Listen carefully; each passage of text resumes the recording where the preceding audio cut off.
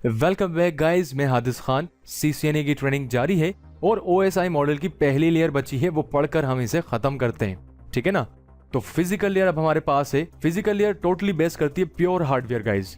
सबसे पहली चीज आती है केबल, यानी हमारे पास कौन से वायर होने चाहिए जिससे हम अपने कंप्यूटर्स को कनेक्ट करें, या वो सिग्नल्स जो हम बजरिया तार यानी थ्रो वायर या थ्रो वाईफाई भेजें, वो इलेक्ट्रिकल जो वेव्स हैं, जो डेटा हमारे पैकेट्स बन बन के जाते हैं इन वायर के थ्रू, इसके ऊपर हम बात करें कि कौन सा वायर ज्यादा बेहतर है या बुरा है। अलग अलग डिवाइसेस हैं, स्विच होते हैं हमारे, ये अलग अलग किस्म के स्विचेस हैं। अलग अलग इथरनेट कार्ड्स हैं जो कंप्यूटर्स में लगे होते हैं, जहां हम इंटरनेट की पोर्ट लगाते हैं, वो जो केबल लगाते हैं। और इसके अलावा वायर हो गया, कौन सा वायर अच्छा है, मजबूत है या जो उसकी स्पीड है, ये तमाम बातें हम करते हैं। कई सबसे पहले जो तस्करा है वो केबल का है। UTP केबल होती है, यानी अनशील्डेड ट्विस्टेड पेयर केबल। ये मुड़ी हुई होती है। आपस में क्या होता है, ये अगर हम अंदर से इसको जब हम कनेक्टर बनाना सीखेंगे, यानी इसको हम जो जैक होता है वो लगाना सीखेंगे, तो उससे क्या फायदा होगा कि जो जितनी भी केबल्स आपस में मुड़ी हुई है, फोल्ड हुई है, ये हमें देखने को मिलेंगी, जिसका मतलब होता है ये लचक में रहे, ये आसानी से टूटे ना। इसीलिए क्या होती है, ट्विस्टेड होती हैं, एक दूसरे से आपस में मिली होती हैं। अच्छा, इसके बिल्कुल हम किनारों पर कनेक्टर बनाते हैं। इस कनेक्टर को कहते हैं हम RJ45।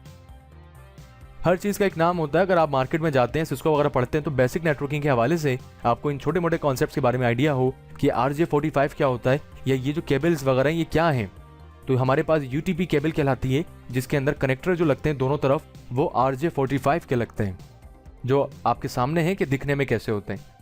ठीक है ना। अच्छा, इसके अलावा UTP जो केबल है हमारे पास, उसके जो कनेक्टर बनाने के तरीके हैं वो दो तरीके के होते हैं। होते तो ज्यादा हैं, लेकिन सबसे फेमस जो है वो दो तरीके हैं, एक क्रॉस ओवर और एक स्ट्रेट थ्रो।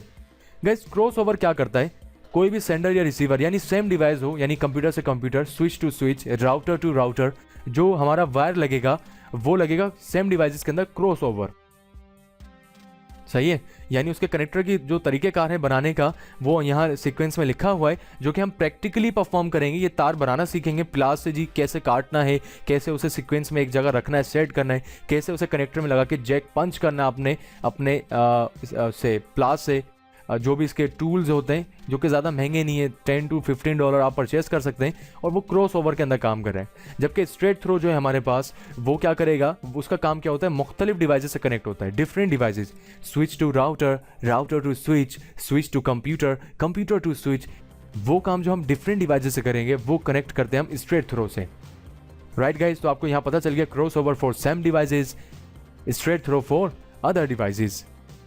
अच्छा, सिस्को के जो स्विचेस होते हैं, अगर उसमें हम क्रॉस ओवर की केबल, जो कि सेम डिवाइसेस के लिए हम यूज करते थे, लेकिन हम सिस्को के स्विच से वो कंप्यूटर में लगा दें क्रॉस ओवर केबल, तो सिस्को इस बात की अंडरस्टैंडिंग रखता है कि उसे बेसिक बातों के बारे में मालूमात है, वो तब भी नेटवर्क या इंटरनेट को बंद नहीं करेगा। उस क्रॉस ओवर केबल को वो खुद ब खुद स्ट्रेट थ्रू समझकर काम चला लेगा। तो guys, being a network administrator, आपको या तो मजबूरी होगी तब आप क्रॉस ओवर लगाएंगे, या फिर आपको काम नहीं आता तब हम ये लगाएं। तो हमें इन बातों का पता होना चाहिए कि क्रॉस ओवर कहाँ लगेगा या स्ट्रेट थ्रो कहाँ लगेगा। अच्छा, बात की जाए अब नेक्स्ट, अगर इसके कॉटन पर, यानी जो हम नए तार वायर लाते हैं, तो ये टोटल कितना होता है, अराउंड गाइज 3000 फीट हो सकता है, या समथिंग 1000 मीटर तक हो सकता है। एंड अप्रोक्स नहीं होता, कभी अप डाउन होता है, लेकिन एटलीस्ट इतना ही आता है। अगर हमें ये वायर कनेक्ट करना हो किसी जगह पर, लेट्स सपोज मैंने क्रॉस ओवर वायर बनाया, कनेक्टर बनाया उसको क्रॉस ओवर के हिसाब से, और मेरे नज़दीक में मेरा कज़न रहता है, मैंने अपने कंप्यूटर से केबल लगाई और अपने कज़न के घर तक ले गया, जो कि 2 या 3 घर छोड़ के रहते हैं मेरे पड़ोस में थोड़े से। तो सिंपल सी बात है, कोई मेजर इसमें इशू नहीं है। आप सिंपल क्रॉस ओवर केबल बनाएं और वायर डाल दें और आपका नेटवर्क काम करने लग जाएगा। आप दोनों एक दूसरे के कंप्यूटर्स की रिसोर्सेज इस्तेमाल कर पाएंगे, ये तो नॉर्मल सी बात है। लेकिन अगर आपके घर से उनके घर तक फासला आ जाए, जो कि फासला 100 मीटर तक आ जाए, मैक्सिमम 100 मीटर यानी 300 कुछ फीट, तो क्या होता है कि आपको दरमियान में स्विच जैसी डिवाइस चाहिए होगी, वरना क्या होगा कि आपकी जो स्पीड है वो बिल्कुल ख़त्म हो जाएगी, आपका नेटवर्क, कंप्यूटर आपस में बातचीत नहीं कर पाएंगे। तो हर 100 मीटर के बाद ये स्विच जैसी डिवाइस ऑन होनी चाहिए, जो कि 12 वोल्ट लेता है, यानी हर 100 मीटर बाद आपको इलेक्ट्रिसिटी भी चाहिए, यानी 12 वोल्ट आप वहाँ से ले लें, क्योंकि अडॉप्टर होता है इसके साथ जो लगता है, और साथ साथ वो केबल्स इसमें दोनों लग जाएंगे और फिर आगे तक जाएंगे। तो इस लोकल एरिया नेटवर्क को, यानी जो घरों घरों का नेटवर्क होता है, हर 100 मीटर के बाद अगर हम स्विच लगाएं, हर 100 मीटर के बाद स्विच लगाएं, तो मैक्सिमम हम 2 किलोमीटर तक लोकल एरिया नेटवर्क संभाल सकते हैं।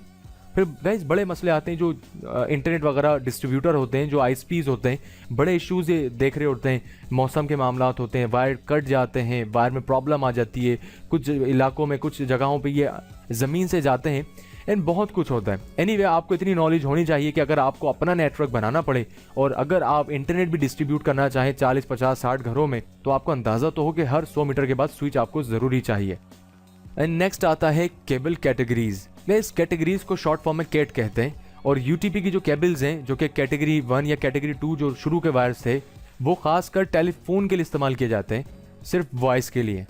लेकिन डेटा ट्रांसफ़र करना हो तो कैटेगरी 3, 4, 5, 6, 7 ये अलग अलग कैटेगरीज हैं जो डेटा ट्रांसफ़र करने के लायक होते हैं।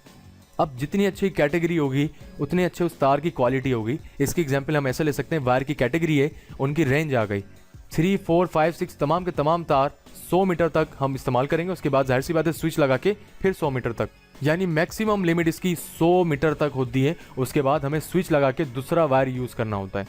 ठीक है, अच्छा नेक्स्ट क्या हो गई, कैटेगरी नंबर 3 का जो हमारा वायर है उसमें पर सेकंड यानी 1 सेकंड में कितना डेटा जा सकता है। 4 MB का 1 सेकंड में डेटा जा सकता है, यानी 4 MB की फाइल पर सेकंड। यहाँ हमारी घड़ी की सेकंड की सुई बढ़ी, वहाँ वो डेटा वहाँ गया। ऐसे कैट 4 में 10 Mbps, कैट 5 में 100 Mbps, यानी जैसे जैसे कैटेगरीज बढ़ाते जाएं आप रफ्तार भी उनकी बढ़ा दें। अच्छा नीचे देख सकते हैं हम कैट 7 में हमने 2 बातें मेंशन की हैं। अगर कैट 7 हम 100 मीटर तक लगा दें तो 10 GB पर सेकंड स्पीड होगी, यानी 1 सेकंड में 10 GB का डेटा ट्रांसफर होगा। और अगर वही कैट 7 अगर आपके घर में लगा है या पड़ोसी तक गया है या एक स्विच टू दूसरे स्विच जा रहा है डेटे को मैनेज करने के लिए, तो 10 से 15 मीटर तक यही कैट 7 का वायर आपको 40 GB पर सेकंड तक स्पीड भी दे सकता है। तो जस्ट आपको इस बात की मालूमात होनी चाहिए थी कि डेटा ट्रांसफ़र करते हुए आपके पास कौन सी रिक्वायरमेंट्स है कंपनी में या किसी भी जगह, आपको कौन सी रिक्वायरमेंट है और आपने कौन सी केबल यूज़ करनी है। राइट गाइज, जस्ट लास्ट बात कर लेते हैं इथरनेट की टेक्नोलॉजी पर कि लोकल एरिया नेटवर्क की क्या स्पीड्स हैं और IEEE के तमाम स्टैंडर्ड्स क्या हैं, ये तमाम पे बात करते हैं। गाइज स्टार टोपोलॉजी क्या है, एक सिंपल स्विच हो जो कनेक्टेड हो हमारी स्ट्रेट थ्रो केबल। यहाँ जो रेड कलर में हमने जो एरो बनाए हैं इसको हम एज अ रिप्रेजेंट कर रहे हैं कि ये स्ट्रेट थ्रो केबल है। तो स्टार टोपोलॉजी हमारे पास क्या होती है, सिंपल एक स्विच हो, स्ट्रेट थ्रो की केबल्स हो और कंप्यूटर्स हो जो कि आपस में कनेक्टेड हो। अच्छा गाइज, कंप्यूटर के पीछे जहां हम वायर लगाते हैं इथरनेट पोर्ट, जो इथरनेट पोर्ट है, इस इथरनेट की भी टेक्नोलॉजीज होती हैं। पहली बात तो आप ये ध्यान में रखिएगा कि आपके पास वायर कौन कौन से अवेलेबल हैं, जिससे हम स्ट्रेट थ्रो भी बना सकते हैं और क्रॉस ओवर भी। और यहाँ पर पहली टेक्नोलॉजी हमारे पास है इथरनेट की। गाइज इथरनेट क्या है, 10 बेस टेक्नोलॉजी है, यानी 10 MB पर सेकेंड ये हमें ट्रांसफर रेट देता है। अब कैसे देता है, हमारा स्विच जो है उस स्विच के अंदर भी कौन सी टेक्नोलॉजी हो, 10 बेस टेक्नोलॉजी, यानी स्विच भी इस लायक हो कि वो 10 Mbps करें। और जो हमारे स्ट्रेट थ्रो वायर हैं वो कौन से हो, कम से कम कैट 4 का वायर हो ताकि 10 GB वो भी दे सके। ऐसे जो हमारे कंप्यूटर्स हैं, जो कंप्यूटर्स के पीछे कार्ड लगे होते हैं जिसे हम इथरनेट कार्ड कहते हैं, और उसकी स्पीड भी कितनी होनी चाहिए, 10 बेस टेक्नोलॉजी यानी इथरनेट टेक्नोलॉजी होनी चाहिए, तभी तो वो काम करेगा। Same as it is fast Ethernet 100 Mbps को कहते हैं, यानी पर सेकंड में 100 Mbps देगा। तार कम से कम कैटेगरी 5 या उससे बड़े तार हम लगा सकते हैं, 6, 7 सब चलेंगे, लेकिन कम से कम 5। और हमारा स्विच और हमारे कंप्यूटर का इथरनेट दोनों कौन सी टेक्नोलॉजी पर हो, फास्ट इथरनेट पर हो, ठीक है ना, जिसको क्या कहते हैं हम 100 MB पर सेकेंड, इस टेक्नोलॉजी को। देन आता है गीगाबाइट 1G बेस टेक्नोलॉजी, यानी 1000 MB पर सेकेंड ट्रांसफर होता है, जिसमें आपका स्विच, आपके स्ट्रेट थ्रो वायर्स, आपके कंप्यूटर, सारी टेक्नोलॉजीज आपको 1000 Mbps सपोर्ट कर रही होंगी तभी काम करेगा ये गीगाबाइट टेक्नोलॉजी। ठीक है, तो 1000 MB सपोर्ट करने के लिए कम से कम हमें जो वायर चाहिए वो चाहिए कैट 6। गाइस लास्ट हमारे पास आता है गीग टेक्नोलॉजी सिंपल, जो कि 10 GB पर सेकेंड हमें प्रोवाइड करते हैं, यानी 10,000 MB पर सेकेंड। और इसमें क्या होगा कि हमारा जो स्विच है या स्ट्रेट थ्रो वायर है कम से कम वो कैट 7 के वायर हों, स्विच हमारे पास गीगाबाइट यानी गीग सपोर्ट हो टेक्नोलॉजी, और हमारे जो कंप्यूटर इथरनेट कार्ड्स होते हैं वो भी इस लायक हों कि इस स्पीड को संभाल सकें। गाइस कोर टू ड्यू के बाद जितने भी कंप्यूटर्स मार्केट्स में आए, इवन कोर टू ड्यूज में अच्छे वाले मॉडल्स भी कंप्यूटर्स में, उनमें बाय डिफॉल्ट यानी खुद ब खुद कंपनी से गीगाबाइट यानी 1G बेस्ड टेक्नोलॉजी या फिर 10G बेस्ड टेक्नोलॉजीज कार्ड लगे हुए आते हैं built in. By default company manufacture करके दे रही है। जस्ट फिर हमें चाहिए क्या होता है, कंप्यूटर्स में तो हमारे पास अच्छी स्पीड आई जाती है इथरनेट पर, हमें जस्ट क्या रिक्वायर्ड होगा, गिग के अंदर स्विचेस, और साथ साथ हमें हमारे जो वायर हैं उनमें कैटेगरी कैट 7 वगैरह के वायर्स चाहिए होंगे। तो गाइज इतनी देर थ्योरीज देखने का मकसद ये था, अब आपको आइडिया हो गया कि हमारे पास कोई भी रिक्वायरमेंट किसी भी कंपनी की आएगी स्पीड के हवाले से, तो हमें पता है कि हमें कौन कौन से tools, wires, switches and computers के इथरनेट कार्ड्स रिक्वायर्ड हैं। तो गाइज मिलते हैं फिर नेक्स्ट वीडियो में, जो कि छोटी सी तस्करा करेंगे। जस्ट वाइंड अप तो हो गया तकरीबन, कुछ वाईफाई वगैरह की बातें हैं वो थोड़ी सी देख लेते हैं, क्योंकि अब प्रैक्टिकल भी हम परफॉर्म कर चुके हैं लास्ट वीडियोज़ में। तो जस्ट इसे वाइंड अप करते हैं फिर नेक्स्ट वीडियो में, एंड देन मजीद स्विचिंग मॉड्यूल को स्टार्ट करते हैं।